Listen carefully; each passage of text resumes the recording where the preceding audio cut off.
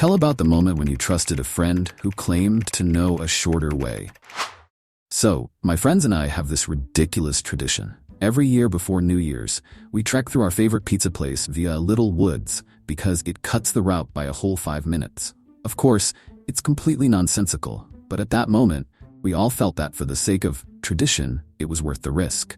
This time, our buddy Mike adjusted the route. Mike is the king of shortcuts and a self-proclaimed minimalist cartographer. He claimed that this year, we could skip the bushes altogether and just climb over one fence and we'd be almost there. Picture this. It's night, winter, freezing temperatures, but we, 3 fully grown and supposedly smart adults, let that slide. We approached the same fence and saw that it wasn't some tiny picket fence. It was a 2-meter-tall, rusty metal monster. Mike was already on the other side waving us over. Come on, it's just 30 seconds. So we climbed after him. We landed and felt like action heroes. And then we saw a huge Doberman standing in front of us. You know how in movies, they shoot the dog for make it look like a monster? It was just like that. We all froze. Mike, our genius, winked and said, "It's fine, he might be friendly." And honestly, he took a step toward the dog like he was about to pet it. The Doberman just stood there, staring at us, looking like it was deciding where to start. Panic set in. We scattered in different directions, but the only escape route led us to a schoolyard. Everything was lit up, cameras everywhere, and kids were peering out the windows. They were watching us, and we looked like a bunch of wild animals, dirty and panicked, scrambling over another fence because the security guard was on the other side, probably thinking we just escaped from a loony bin. Well, Mike was the first to scale the fence. And then came the climax. He got his jeans caught on the barbed wire, his shoelaces tangled, and he was literally hanging there like a scarecrow in front of a crowd of laughing school kids, all recording us on their phones. We tried to help him down, but by the time we finally succeeded, he was almost half naked. And we all looked like we'd been in an underground brawl. In the end, we made it to the pizza place, ripped jeans and a bunch of scratches.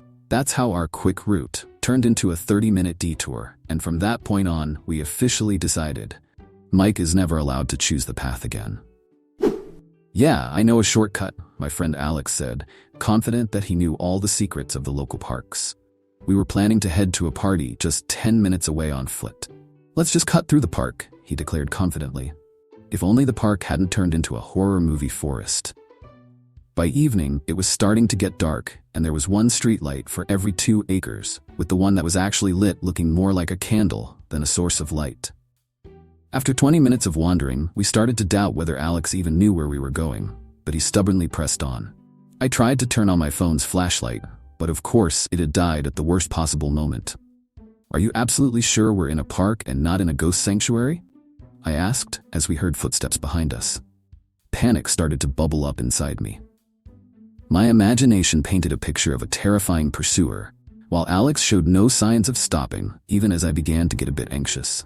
And then, out of nowhere, he finally admitted that he was lost. Amazing. Leaving all hope of finding our way behind, we turned around and to our surprise, our pursuer turned out to be just a dog. So when the dog started running in what looked like a promising direction, we decided to follow it. You know, in moments like these, you start to wonder if it's fate or just coincidence. We trailed after the dog, and with every step, we tried not to think about the possibility that not just dogs but something much worse could appear. In the dark, every sound seemed threatening. Eventually, the dog led us to a tiny, forgotten bus stop, and we felt like characters in a thriller. I tried to check my watch. Surely the party was already over, and here we were, sitting at this bus stop like survivors of a disaster. Alex rubbed his head and said, "Well, not quite what I imagined when I said I found a shortcut." I struggled to hold back laughter, because at that moment, all our worries turned into absurd comedy. But as it turned out, we still missed the party. When we finally got home, our friends were already sharing stories about the fun, and we just sat there, laughing about our adventure in the dark park. So, if someone ever says, "I know a shortcut," just ask them if they've ever dealt with lost dogs. Because that might just be the only companion that won't let you down. It was one of those shortcuts where my friend David just couldn't resist showing off his navigation skills. "Listen, I've walked this street 100 times, he declared, convinced he knew it better than his own home. Our goal was simple: get home since we lived on the same street. But, of course, we stumbled onto some warehouse territory. "Let's just cut through this yard," David said, and naturally, I decided to follow him. I didn't even think about the fact that there might be some barriers in this place. Once we climbed over the fence, we realized we had entered a restricted area surrounded by large shipping containers and fences, with security cameras watching our every move. We were walking on concrete slabs, and various buildings around us looked abandoned. It was eerily quiet. Too quiet. David confidently marched ahead, trying to find an exit, but I started feeling like we might not make it out before someone noticed us. Suddenly, a loud voice rang out behind us. Someone shouted, "Hey, what are you doing here?" I turned around to see a security guard appearing as if he had popped up from the ground. David, maintaining his composure, yelled back, "It's all good, we're just passing through." The guard looked at us like we had just proposed some ridiculous scheme. "This is private property, you're not allowed here," he replied, and David and I began to think about how to escape. But the guards didn't wait around, and suddenly more of them showed up, surrounding us from all sides. I realized we didn't even have a plan on where to go. Then another guard approached us with a grim face and jokingly said, "I hope you're not planning to stay here overnight." David and I exchanged glances. I had no idea how to react to that while David tried to look innocent. In that moment, I heard a few more guards starting to appear behind us. "Let's run," I shouted, and we bolted in one direction, while the guards, smiling, started walking after us, shouting, "You guys are definitely going the wrong way."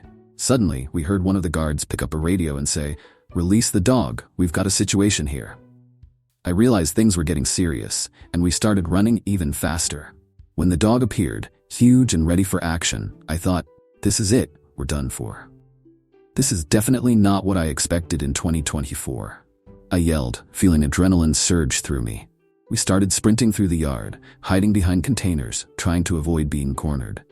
David shouted, "Stick closer." I was ready to stop and pull off some acrobatic moves, but honestly, my legs just wouldn't let me. Finally, we spotted a small hole in the fence. Without a second thought, we squeezed through while the dog stopped because it couldn't follow us. Exhausted, we stood on the sidewalk, trying to comprehend how we ended up in this situation when our homes were just a few dozen meters away. I looked at David and grinned. Next time I say shortcut, just say no. And while it had been quite the adventure, we learned that shortcuts were definitely not for us. "Let's take the shortcut," my friend John said, and his words sounded like a call to adventure. Of course, I believed him. Who doesn't love the idea of saving time? At that moment, I had no idea this would kick off our most ridiculous evening ever. The night was dark and quiet, and as we walked through the grounds of an old factory, I started feeling pretty uneasy. After a few minutes of wandering between dilapidated buildings, I began to wonder why no light bulbs were going off in our heads, warning us that we were wasting time and energy. "It's only 10 minutes, John insisted, raising his eyebrows and demonstrating his talent for manipulating reality. "We just need to cut through this yard, and we're golden." None of us even noticed the massive pit covered by metal sheets that was hiding our dreams of a quick trip home. In one moment, like two clueless deer, we just fell right into it without realizing anything. As I hit the ground, I yelled, "John, you promised a shortcut." We found ourselves in a completely dark underground storage area. All around us were old metal structures that echoed eerily in the silence. For a moment, we both froze, trying to comprehend what had just happened. "Well, what do you think?" "This is a real adventure," John said, trying to cheer us both up while I was just trying to figure out how we ended up here. Then we heard a strange sound coming from behind a wall. I nodded toward the noise, and in that instant, our hearts began to race in unison. Thank God it was just one of the old fans that had unexpectedly kicked back on. We both sighed in relief, but it didn't last long. Suddenly, John accidentally pressed some button on the wall while shining his phone flashlight around, and in the darkness, alarms went off with flashing lights like in a horror movie. I never thought this could happen to us, and immediately we both had one thought: run. But run where? Guards were suddenly closing in on us, and I didn't know what was scarier, their appearance or the fact that we were in a place we definitely shouldn't be. One of them asked, "What are you doing here?" We had no answer, and in that moment, we just took off, forgetting everything else. The guards chased us, their little flashlights bobbing behind us. When we finally burst outside, still pale with fear and laughter, I couldn't believe we'd survived this adventure. I said to John, maybe we should skip the shortcuts for a while. He smiled, and I realized that next time he suggested another shortcut, I'd just take a taxi.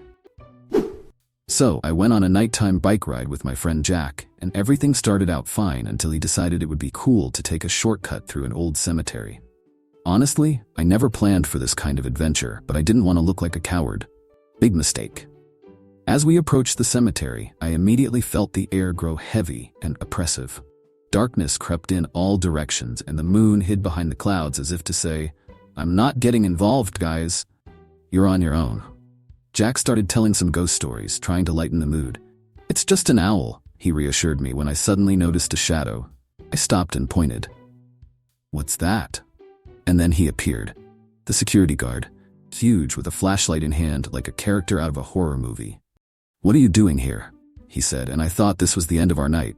I don't know how quickly I managed to grab my bike, but let's get out of here, was the only thought that crossed my mind.